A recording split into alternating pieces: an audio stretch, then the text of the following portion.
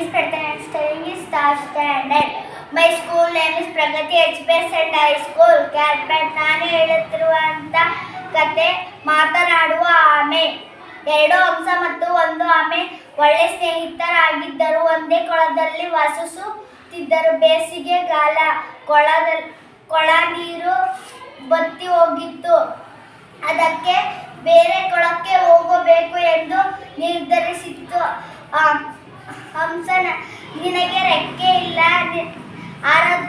ನಿನಗೆ ಆರೋಗ್ಯ ಬರಲ್ಲ ಎಂದು ಹೇಳಿತ್ತು.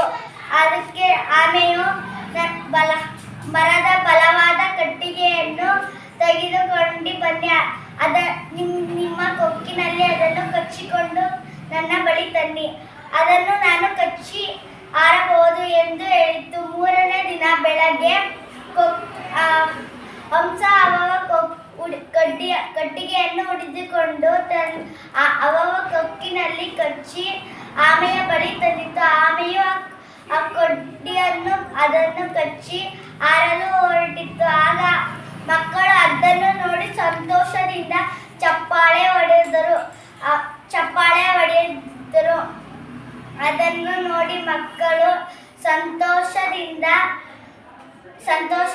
ಚಪ್ಪಾಳೆ ಹೊಡೆದರು. ಅದಕ್ಕೆ ಆಮೆಯು ಏನಕ್ಕೆ ನಗವನ್ನು ಹೊಡೆಯುತ್ತಿದ್ದಾರೆ ಎಂದು ಬಾಯನ್ನು ಬಿಟ್ಟು ಕೇಳಿದಾಗ ಅದು ಹಳ್ಳಕ್ಕೆ ಬಿದ್ದು ಸತ್ತು ಹೋಗಿತು. ಇದರ ನೀತಿ ಹೆಚ್ಚು ಮಾತನಾಡಬಾರದು. Thank you.